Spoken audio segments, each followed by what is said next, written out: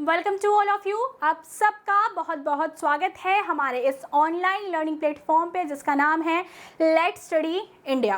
So friends, आज हम last जो है टॉपिक डिस्कस करने वाले हैं अपने मॉडर्न ट्रेंड ऑफ टेक्सोनॉमी के बारे में। फेनेटिक्स क्या होता है, क्लेडिस्टिस क्या होता है, कैसे होते हैं प्लेजियोमॉर्फिक कैरेक्टर्स, क्या होते हैं एपोमॉर्फिक कैरेक्टर्स, हमने सब देख लिया था। आज छोटे छोटे 3 टर्म्स हैं, उसका मतलब हमें डिकोड करना है।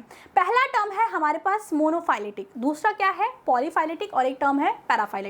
ऐसे 3 टर्म्स का मतलब हमें समझना है, ये तीनों एक दूसरे से कैसे अलग होते हैं वो समझना है। तो पहले चीज़ों को लर्न करने या फिर लिखने से अच्छा है कि हम चीज़ों को समझ लेते हैं। इसके लिए हमारे पास कुछ फिगर्स हैं जिसकी सहायता से आपको चीज़ें समझ में आएंगी। आई थिंक ये फिगर आपको विजिबल होगा, अगर नहीं होगा तो एक बार यहाँ पे चीज़ों को समझ लेते हैं, उसके बाद हम लोग चीज़ों को और अच्छे से समझ लेंगे।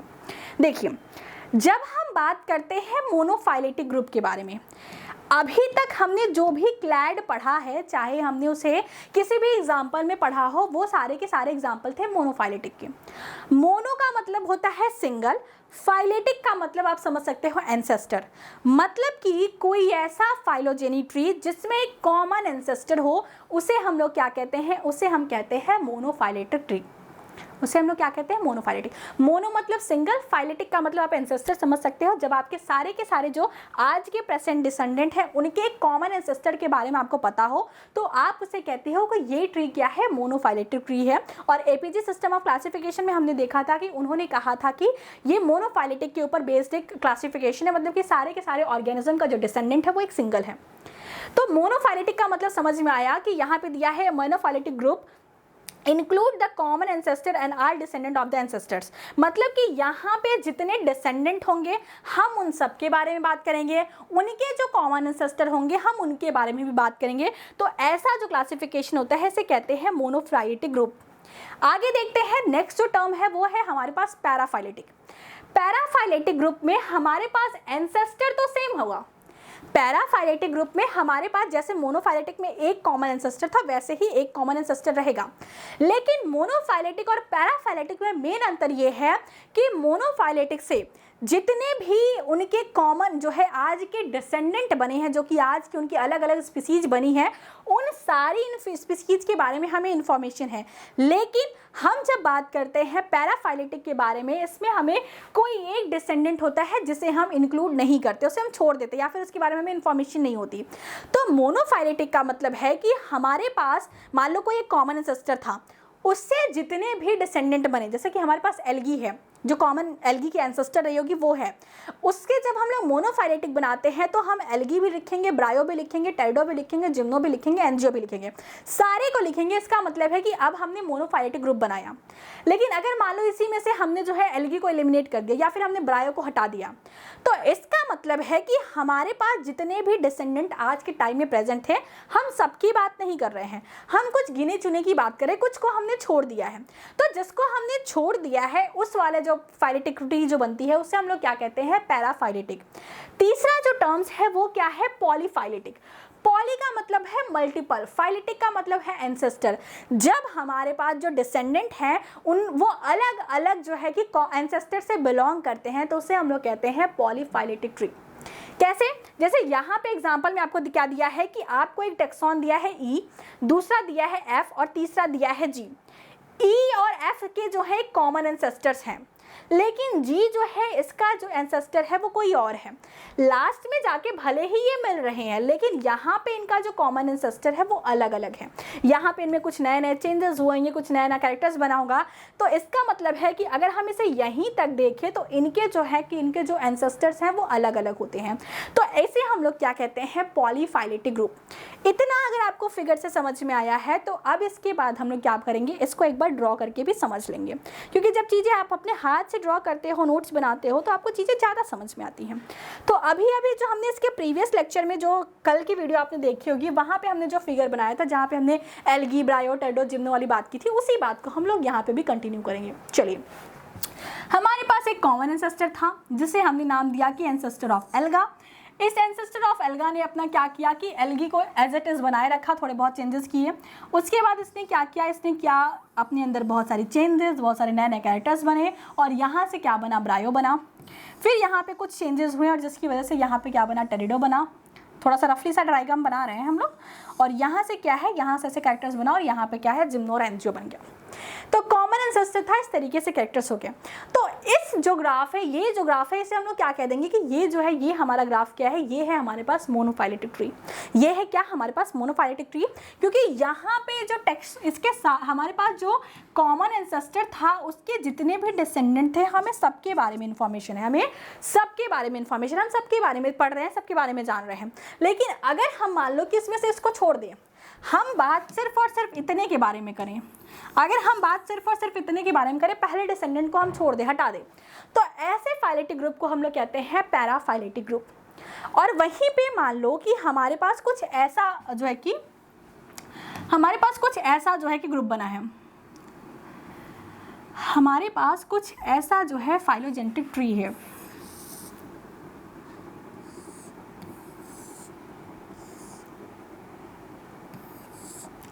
कुछ ऐसा समथिंग था हमारे पास फाइलोजेनेटिक ट्री है, और हम यहाँ पे कंपेयर कर रहे हैं, मान लो ये टेक्सॉन ए है, टेक्सॉन बी है, टेक्सॉन सी है, टेक्सॉन डी है, टेक्सॉन ई है, टेक्सॉन एफ है। तो मान लो कि यहाँ पे हम कंपेयर कर रहे हैं टेक्सॉन सी, डी और ई को। तो सी, डी का तो मान लो एक कॉमन एंसेस्टर है, लेकिन ये जो ई है इनका अभी यहाँ पे कोई कॉमन एंसेस्टर नहीं है। इसके बाद इनमें बहुत सारे चेंजेस हुए होंगे, मतलब इनका जो एंसेस्टर है वो कहीं ना कहीं अलग है। तो ऐसा जो फाइलोजेनेटिक ट्री होता है उसे हम लोग कहते हैं पॉलीफाइलेटिक जो है कि फाइलोजेनेटिक ट्री। तो एक बार इसे वर्ड के फॉर्म में समझते हैं, तो हम थोड़ा सा इनमें डेविएशन करते हैं, दोनों में सब में डिफरेंस समझते हैं। सबसे पहला टर्म है monophyletic. Monophyletic group is a taxon that consist of most of recent common ancestor and all it's descendant. जरूरी नहीं है कि आप एकदम लास्ट वाले एंसेस्टर तक जाओ, जहाँ तक आप जा सकते हो, जहाँ तक उनके सेम कॉमन डिसेंडेंट है, अगर सिर्फ और सिर्फ वहीं तक आप चार्ट बनाते हो तो आपकी वो मोनोफाइलेटिक ट्री कहलाएगी। दूसरा क्या है, paraphyletic. Paraphyletic group is a taxon that consist of most recent common ancestor and some of it descendant. सारे के सारे हम कॉमन एंसेस्टर्स लेंगे, लेकिन उनके सम ऑफ दिस डिसेंडेंट, यहाँ पे ऑल इट्स डिसेंडेंट, मतलब उसके जितने भी डिसेंडेंट हैं हमें सबके बारे में स्टडी करना है।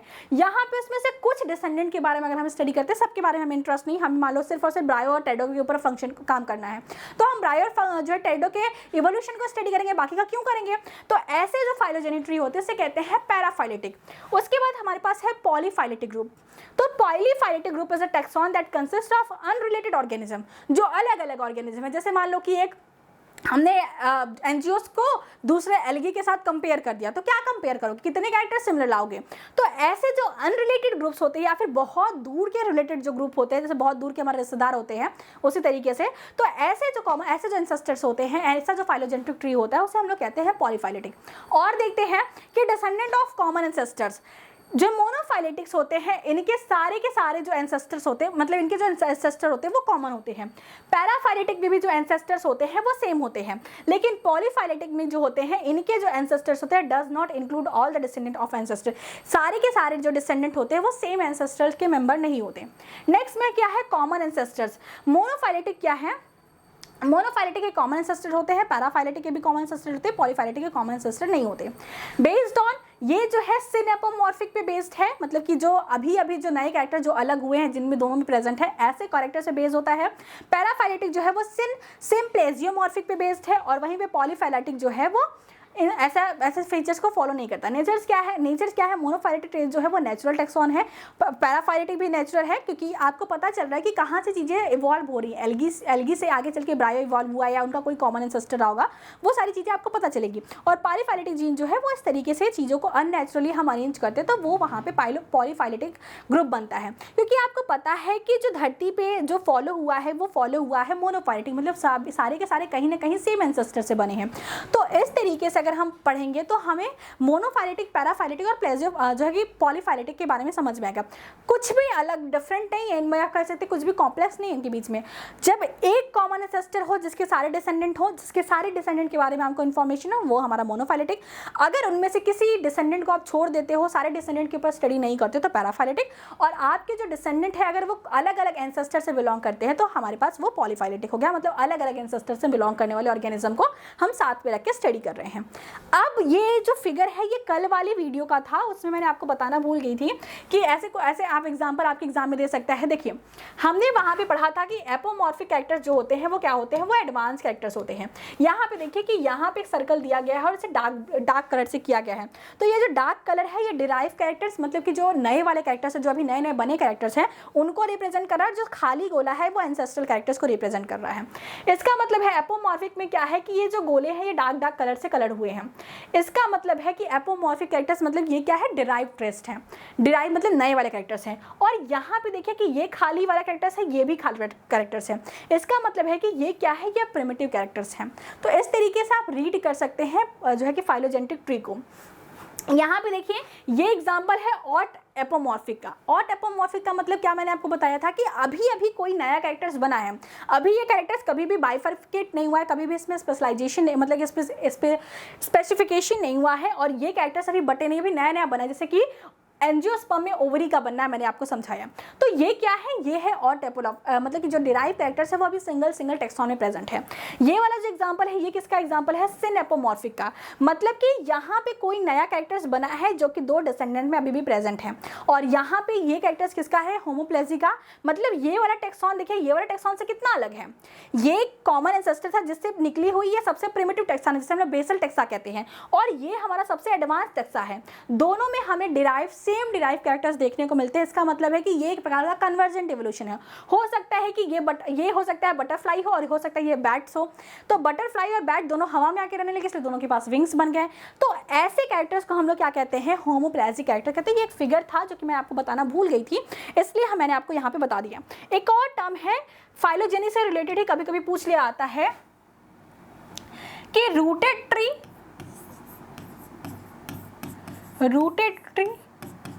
और अनरूटेड ट्री, इस तरीके से भी कुछ टर्म्स हैं जो कि आपसे कभी कभी पूछ लिए जाते हैं। तो रूटेड ट्री का मतलब होता है कि जैसे हमने अभी तक जितने भी फाइलोजेनी पढ़े हैं, जितने भी हमने अभी तक फिगर बनाए हैं, हमने ऐसे स्टार्ट किया था कि कोई कॉमन एंसेस्टर है, उसको ऐसे तरीके से इस तरीके से हमने डिवाइड किया। तो जिसका एक कॉमन एंसेस्टर आपको देखने को मिलता है, ऐसी जो फाइलोजेनेटिक ट्री होती है उसे कहते हैं रूटेड फाइलोजेनी। मतलब कि जिसका हमें लास्ट कॉमन एंसेस्टर देखने को समझ में आया कि मतलब ये जो वाला मेंबर था, इसी से जो इवोल्यूशन स्टार्ट हुआ। तो इसे तो हम लोग क्या कहते हैं, इसे हम लोग कहते हैं रूटेड फाइलोजेनी।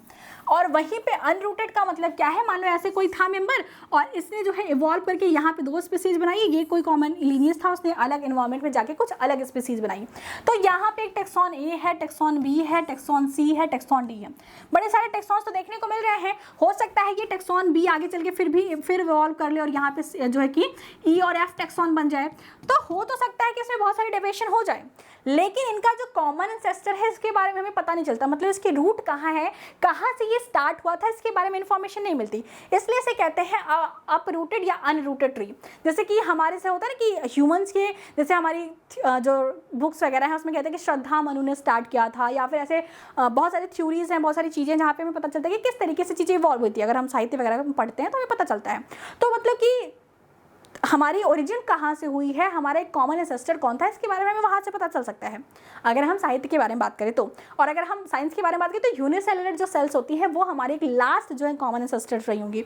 लेकिन अगर हमें पता ही नहीं चले कि इस ऑर्गेनिज्म का कॉमन एंसेस्टर कौन था, कैसा था, तो हम क्या करते हैं कि जो कि आइडिया लगाते हैं। जैसे हम कहते हैं कि ह्यूमन और जो है चिंपैंजी या बंदर जो है वो एक कॉमन एंसेस्टर से बने हैं, लेकिन वो कॉमन एंसेस्टर्स क्या है हमें नहीं पता। तो ऐसे जिसके कॉमन एंसेस्टर के बारे में नहीं पता चलता, उनके अलग अलग स्पीसीज जो कि उनसे इवॉल्व हुई होती है उनके बारे में पता होता है। तो ऐसे जो फाइलोजेनिक ट्री बनती है उसे हम कहते हैं अनरूटेड फाइलोजेनी। तो इतने में आपका ये टॉपिक खत्म होता है, जहाँ पे हमने फेनेटिक्स पढ़ा, क्लेडिस्टिस पढ़ा। फेनेटिक्स और क्लेडिस्टिस का किस तरीके से अप्रोच है, न्यूमेरिकल टेक्सोनॉमी क्या है, कैसे हम कैलकुलेट करते हैं, क्या दोनों के फायदे हैं, क्या दोनों के नुकसान हैं। हमने देखा कि किस तरीके से हमने एपोमॉर्फिक, प्लेजियोमॉर्फिक क्या होता है, इनके अलग अलग टाइप्स के बारे में देखा, मोनोफाइलेटिक, पॉलीफाइलेटिक और पैराफाइलेटिक थ्योरी के मतलब कॉन्सेप्ट के बारे में समझा। इसके साथ ये जो है कि टॉपिक्स या यूनिट जो है वो खत्म होती है। नेक्स्ट में हम लोग जीआईएस वाली जो यूनिट्स है, टूल्स एंड सॉफ्टवेयर वाली, इसको कंप्लीट करेंगे। वो भी छोटी सी यूनिट्स है, फटाक से कंप्लीट हो जाएगी और आपका इस तरीके से 4 यूनिट जो है आपके सिलेबस का आधा पोर्शन जो है वो कंप्लीट हो जाएगा। सो इसी की तरीके से हमारे साथ बने रहिए और अपने सिलेबस को फटाफट कंप्लीट कर लीजिए, पढ़ाई करते रहिए। All the very best.